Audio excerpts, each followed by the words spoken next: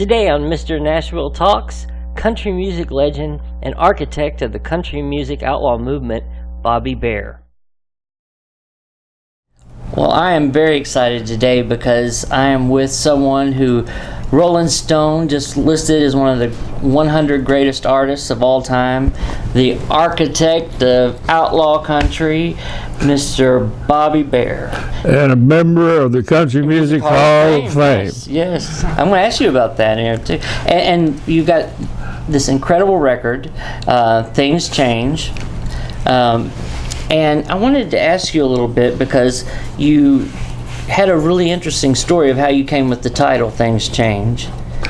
Well, I can tell you that where I got the idea, I was friends with Hoyt Axton, the actor and the songwriter and singer, very talented friend of mine for a long time, and he always said, and I spent a lot of time with him right before he passed on because his mom lives in Hendersonville, and so do I. Yeah. So I would go over and hang out with him all the time.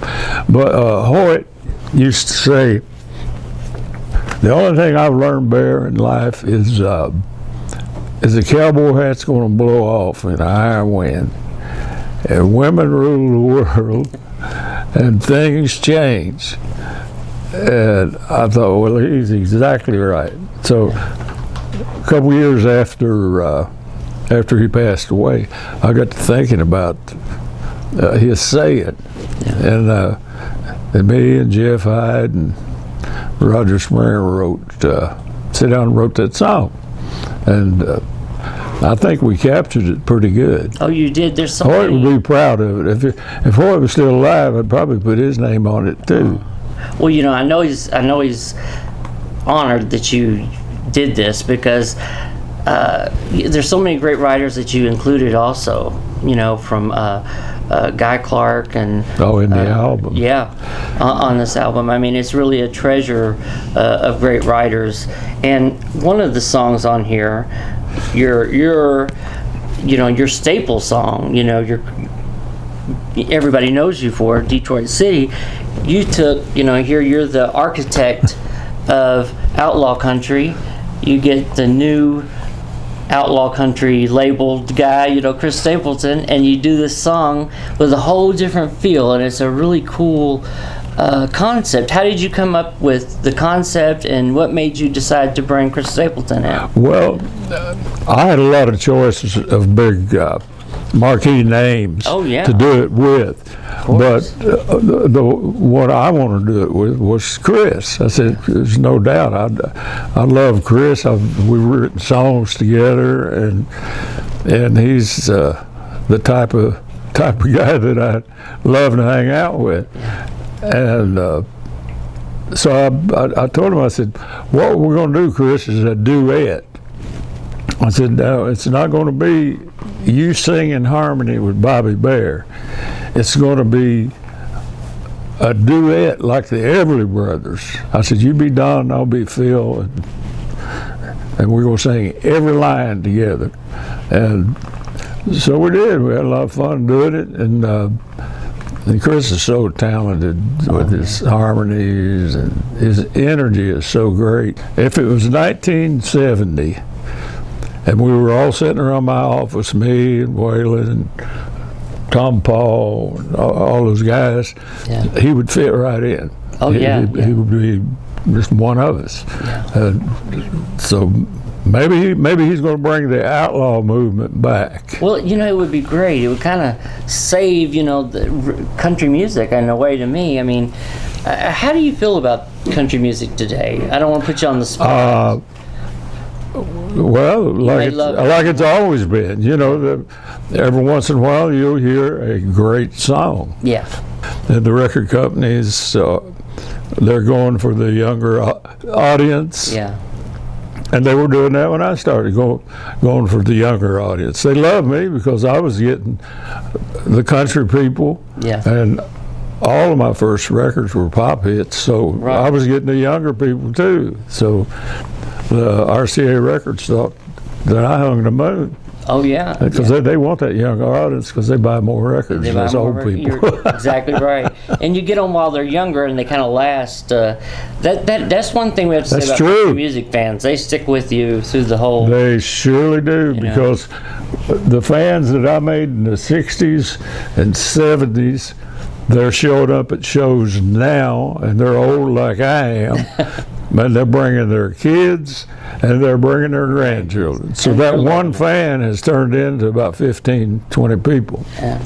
And you know, when you're a songwriter like yourself, you write songs that stick with people, that mean something. You tell stories that you're not, it seems, you know, we can all write to impress our peers for the moment, but it seems like you knew that you were writing this to tell a story and to really craft the song well. Yeah. For your, whether anybody likes it or not, you wanted to like it. Have to be interesting. Yes. Or the greatest of that would be probably Guy Clark, Tom T. Hall. Yeah. And they could keep you sucked into their story, and it's so that's the way to do it. And I've been surrounded my whole career here in Nashville. I've been surrounded by the world's greatest songwriters. Yes, yes. And to not come up with a great song for an album would be impossible if you've got a brain in your head. Right. Because I started out with Harlan Howard, who's a great writer. I was friends with Harlan before I even knew he wrote songs, and of course I ran into Chris as soon as he got to town. And every mile he could just barely play a guitar, and he definitely couldn't sing. Or at least that's what I thought. Right. Everybody else did too, because you're sitting around having a guitar pulling with Roger Miller and Hank Cochran, who is a great song plugger. Right. Yeah. And then Chris, he's fiddling with the guitar and mumbling. Yeah. So I've been surrounded by the world's greatest songwriters, and there's no excuse for me not having a good song in an album. Well, that's one thing too about you, because you are such a great writer yourself, but you don't seem real competitive with it. I mean, that you will include all of these other great writers. You know, where a lot of songwriters, they just want to write their own songs for their album, and they're not as they're more competitive with it. That's because I'm going for the song. That's right, yeah. Because I love the song. Yeah. I don't care who wrote it, where it came from, whose name's on it. I love the song. The first time I heard Detroit City, Mel didn't sing it to me. Tillis, him and Danny Deal wrote it. Yeah. I heard it on the radio. I heard Billy Graham recorded that before I did and put it out, and I heard it played on the radio, and I almost wrecked my car. I did stop. I was living in Hollywood at the time. I did stop and tie up that California traffic for about 3 minutes while I listened to that great song. And as soon as I got to Nashville, I recorded it. Not because I thought it would be a hit single. I didn't think it would be a single because it had already been out. Mm-hmm. But I recorded it because I loved it, and I still love it. Well, and that's what's really incredible about this new CD, because how you've given it new life, you know, with the way you've reworked it even on this one. You know, a great song you can do so many different ways. I think Mary Gauthier is a great writer. I did Mercy Now, one of her songs. That song by her, and I did I Drink. That's one of her songs. That's wonderful. Yeah. And probably the last song that Guy Clark ever had anything to do with it is he and I wrote a song on Trophy, there called Trophy Girl. Yeah. And I always just try to get songs that I wouldn't wouldn't be ashamed of. And what's the best part of all the hits I've ever had is I have loved those songs, and I love singing them every night. Now, the worst thing that can happen to an artist is to record a song that's a bad song, right, and have the momentum and the power behind them to make that bad song a hit. I mean, run it up the charts. Yeah. They've got to sing that song for the rest of their life, and that's a nightmare. Yeah. Waylon did that one time. And he said, "Man, I hate that song, and I won't. I've never sung it live." And the song was about the jukebox. What? World of Surprise. Yeah. I couldn't remember the World of Surprise. He hated that song, and he would not sing it. He was such a great stylist as well. That's another thing with the Outlaws, and they were such a great. You knew who they were as soon as the first note. With Right, you guys, and now it's kind of like you have to stop and hear and for a while, and I mean, you didn't even need to have the DJ introduce the people and still don't. They recognize your voice. Yeah. I have a highly recognizable voice. Yeah. Tom T. Hall does. Yes. I'll tell you why. I'll tell you a little story here. Tom T. and I were flying to New Zealand one time, and we had to change planes, had a little layover in Honolulu at the airport there. Well, we got off the plane, and we were about out of, it's back when we smoked, and we went to this little place there, sold cigarettes, and the lady running the cigarette stand, she was down underneath fooling with something, I don't know what, but Tom T. and I were standing there talking, and without looking up, without seeing us, she said, "It's got to be Tom T. Hall and Bobby Bare." Wow. And that's how recognizable voices should be on record. Yeah, I agree. Now they all sound alike, but you still hear some great songs. Tim McGraw comes up with a great song pretty regular. Yeah. I mean, he's a good song man. Good ear, yeah. And Kenny Chesney, great song man. Yeah.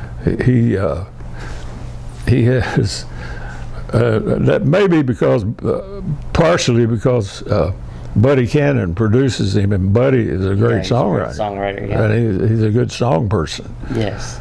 And like Alan Reynolds was a good song person. He did all of Garth's hits. Yeah. But the minute that Garth went somewhere else away from Alan, then he didn't have any more big hits. Right. So you got to have those songs that get you right here. Yeah. And when you went into the Hall of Fame in 2013, it was you, Cowboy Jack Clements, and Kenny Rogers. That's right. And what a fitting trio to put in at the same time. What were you thinking when you finally got the call? Were you expecting it at all, or? No, I never ever even thought about it happening. I was really shocked when the guy called me.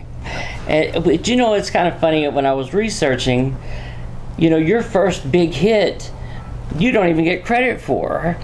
You're talking about the All-American Boy? Yeah, how did that come about?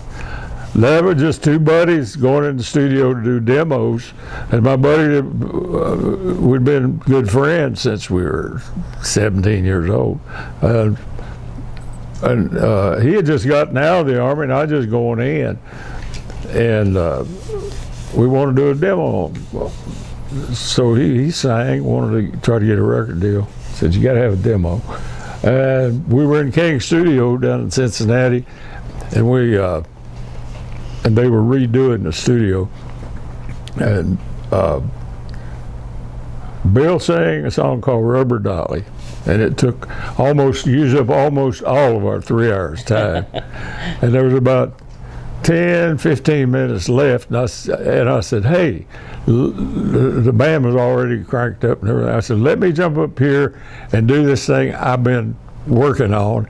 It's an old talking blues thing about getting drafted and all that. So I did. I did. Nobody mentioned anything about arrangements, nothing. I just counted it off and everybody started playing. And I got done, and then Bill left. We went back up to Dayton, Ohio, to the Bottoms Up, and we were sitting there drinking beer, and they took it over to. They couldn't make copies at King Studio because they were redoing it, but they took it over to Harry Carlson at Fraternity Records in Cincinnati. And Harry said, hey, I'll give you $500 if you let me put that out on Fraternity Records. Mm-hmm. So the guy that was over there called me in Dayton, and I said, $500? I said, whoa. And I said, well, do it. I'd never heard of that record company. But I did hear the $500. I said, man, Bill needs some beer money. So that's how that happened. And I figured that was the end of it. So in about 3 days, I reported to my draft board, and they hauled me down to Fort Knox. And I'm in basic training, and about a weekend of basic training, some guy had a transistor radio, and he was listening to John R. here on WLAC in Nashville. And he played it, and I said, hey, that's me. And the guy said, oh, Barrett, I'll go back to sleep. But yeah, it had Bill Parsons' name on it. And he did one tour. He did that tour with when Richie Valens and the Big Bopper and Buddy Holly were killed in that plane wreck. Oh, yeah. That was...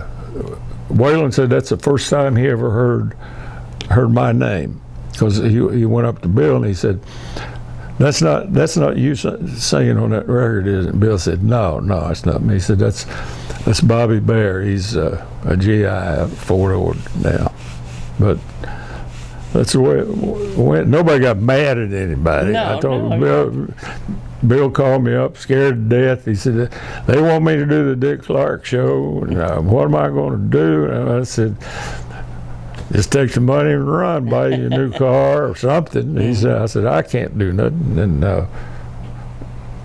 that was it. That's back when a record company could ship a record on Tuesday. Record company would get it on Wednesday or Thursday, and they'd start playing it. And by Monday, it would be the hottest record in America. Yeah. It'd take a week or less. And there's nothing you can do about it. It's hard to make a hit, but boy, I'd hate to think about how do you stop it. Take it back. You can't stop one. You're kind of you're a family man. Yeah. I mean, you've been married for 52 years. 53 or two. 2. Yeah. And almost 50. I was married in 64. Yeah. And never got into drugs. No. And all the other guys, they were living it. I mean, they were deep in it. Yeah, I couldn't hang with them. Yeah, and so you probably actually, the stories they think they know, you probably know what really happened, because they. Yeah, I remember. Yeah, they were. I remember. Yeah. You know, I could stay up with them until midnight, 2 o'clock, something like that, but they would be doing a 3 or 4 nighter. And I'd sneak off and go to bed. Yeah. And it got to the point where Roger and Roy Clark and the guys were calling sleep the bear disease. Because I couldn't stay up like that. You know, the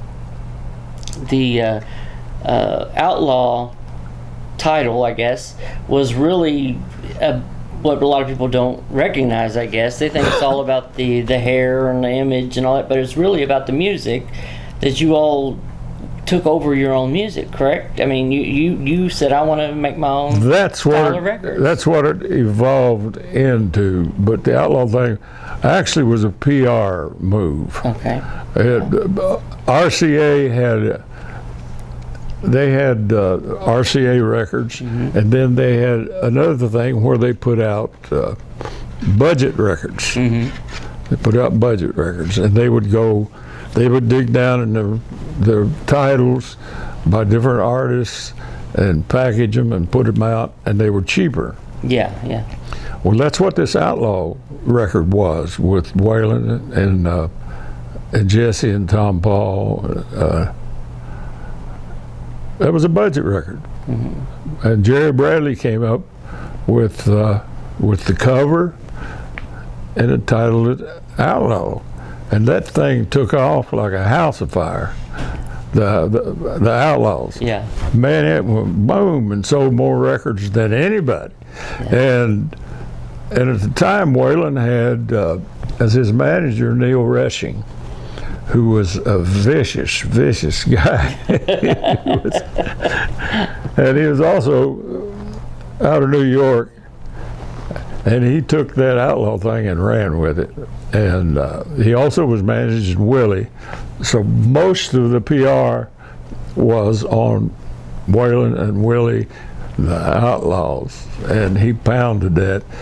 And then it evolved into the Outlaw movement, which was, I went to Mercury Records for 2 years and did some records with Jerry Kennedy. It's come Sundown. Yeah. And Chet wanted me to come back to RCA when my deal was over there. And I said, man, because he had stopped producing records. Yeah. When it went to multi-track, he didn't want to fool with that no more. And I said, you got too many producers over here. He had Felton, he had Bob Ferguson, and he had Cowboy was there. But too many producers confused me. He said, why don't you produce your own records? And it wasn't a big deal. He said, why don't you produce your own records? I don't think you'd go crazy in the studio. And I said, no, I wouldn't. And I said, good, I'll do it, great. And I went in the studio, and I knew what they wanted me to do. They wanted me to do records like 500 Miles to Reach a Baltimore, that kind of records. But I wanted to do a concept album, and I knew they didn't want me to do that. So I went in the studio and I recorded Billy Joe Shaver's song, Ride Me Down Easy. Yeah, I love it. It's great. Big hit, walked up the charts. I put out an album, called the album Ride Me Down Easy. Everybody was happy, but instantly I went in the studio with Shel Silverstein, and I started to work on Lullabies, Legends, and Lies. And Jerry Bradley told me later, he said, if I'd known what you were doing, I'd have stopped it. And I knew that. Yeah. And as soon as I got done, I gave a copy of that acetate of Lullabies, Legends, and Lies to Vito Blando, an RCA promotion guy in Atlanta. And he's an Italian, very sentimental. He probably sitting up drinking and playing. He played Daddy What If. And Vito got so excited. The next day he took it to WSB in Atlanta, which at that time was the biggest radio station in the South. They played it, and all hell broke loose. I mean, it just... And it got back to RCA, of course, because it was like a bomb going off. And they released it as a single. If it hadn't been for that, that album might not have come out. But it was loaded. It had Marie Laveau in it. It had The Winner.